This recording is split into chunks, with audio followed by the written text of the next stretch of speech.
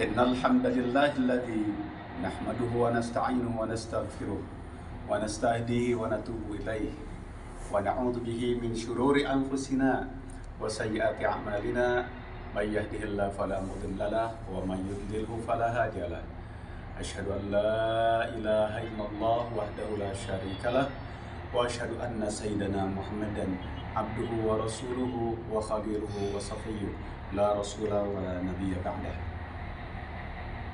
Para pemirsa yang budiman, alhamdulillah pada hari ini kita masih Allah SWT berikan kesempatan untuk menikmati hidangan keimanan yang diberikan oleh Allah SWT di sesi bulan Ramadan ini.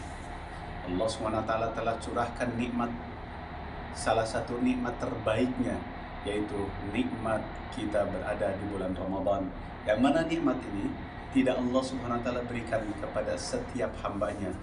Alhamdulillah kita terpilih di antara hamba-hambanya yang mendapatkan nikmat bulan Ramadan, yang mana setiap kita sebelum memasuki bulan Ramadan selalu berdoa, Allahumma barik lana fi Rajab wa Sya'ban wa ballighna Ramadan.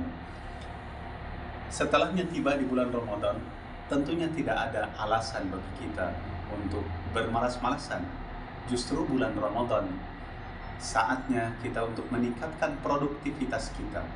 Ketika bulan Ramadan saatnya kita untuk memperbanyak amalan-amalan salih. Sehingga oleh Rasulullah SAW kita selalu diberikan penyemangat, diberikan tasjih agar kita lebih produktif di bulan Ramadan. Baik itu siamnya, ataupun qiyamnya, ataupun amalan Al-Qur'annya, ataupun amalan-amalan yang lainnya. Seorang ahli syair mengatakan, Ata Ramadan mazra'atul ibad litathhiril qulubi minal fasad fa'addi huquqahu qawlan wa fi'lan wa zadaka fattakhidhu lil ma'ad faman zara'al hububa wa ma saqaha ta'awwaha nadiman yawmal hasad. Bulan Ramadan telah tiba sebagai ladang bagi setiap hamba untuk mensucikan hati dari setiap kerusakan. Maka tunaikanlah hak-hak bulan Ramadan, baik secara ucapan ataupun perbuatan. Jadikanlah dia sebagai perbekalan yang engkau akan bawa ketika menghadapi hari kembali kepada Allah SWT.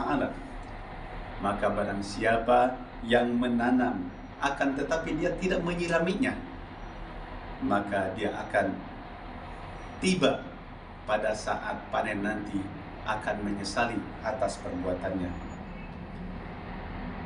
Para pemirsa yang budiman, syair ini mengingatkan kepada kita agar kita meningkatkan produktivitas di bulan Ramadan. Dalam bab meningkatkan produktivitas di bulan Ramadan ini, setidak-tidaknya ada 3 hal yang paling utama yang dapat kita lakukan, yaitu terkait dengan qiyam, kemudian siam sudah pasti, kemudian wabil khusus terkait dengan Al-Quran. Di sana masih banyak, selama bulan Ramadan ini masih banyak lagi amalan-amalan yang lainnya, amalan-amalan unggulan yang lainnya. Dalam kesempatan sekarang ini, untuk meningkatkan produktivitas kita, saya ingin menyoroti terkait dengan bab qiyam, yaitu bagaimana kita menghidupkan malam harinya dengan aktivitas ibadah kepada Allah SWT. Bukankah ketika kita memasuki awal bulan Ramadan, amalan yang paling pertama kita lakukan adalah qiyam. Setelahnya memasuki maghrib bulan Ramadan, setelah kita sabut bulan Ramadan, lalu selepas melakukan ibadah salat tarawih, apa yang kita setelah melakukan ibadah salat isya, maka pada saat itu kita langsung melakukan ibadah salat tarawih. Setelah melakukan ibadah salat tarawih, lalu kita pun melanjutkan dengan tadarus Al-Quran. Baru di besok harinya kita mulai melakukan siam. Melakukan qiyam di bulan Ramadan ini, para ulama menyebutkan ini adalah merupakan asas atau fondasi kebangkitan kita, asas atau fondasi produktivitas kita. Mereka mengatakan dalam syairnya, "Man ibta'ada 'anil wisada, iqtaraba lahu siyada, wa man lazima riqad, harmal murad, wa man aktsara an-naum, sabaqahu al-qaum, wa man taraka al-amal, tarakahu al-amal, wal qimmatu asasuha qum." Barang siapa yang meninggalkan atau menjauhi tempat tidurnya, bantalnya, maka akan segera mendekatlah kepemimpinannya. Barang siapa yang memperbanyak tidurnya, dia akan jauh dari apa yang dia harapkan. Dan barang siapa yang memperbanyak tidurnya, dia akan dilampaui oleh bangsa yang lain. Dan barang siapa yang meninggalkan amal atau produktivitas, dia akan terjauh dari segala apa yang dia cita-citakan. Bukankah puncak atau dasar segala kebangkitan itu diawali dari kata qum, sebagaimana Allah Subhanahu wa taala di awalnya ketika menurunkan ayat Al-Qur'an, ya ayyuhal muddatsir qum fa'anzir. Demikian juga dalam surat Al-Muzammil, ya ayyuhal muzammil qumil laila illa qalila. Allah Subhanahu wa taala memerintahkan kepada Rasulullah SAW sebagai awal start kebangkitan umat ini, yaitu dengan qum.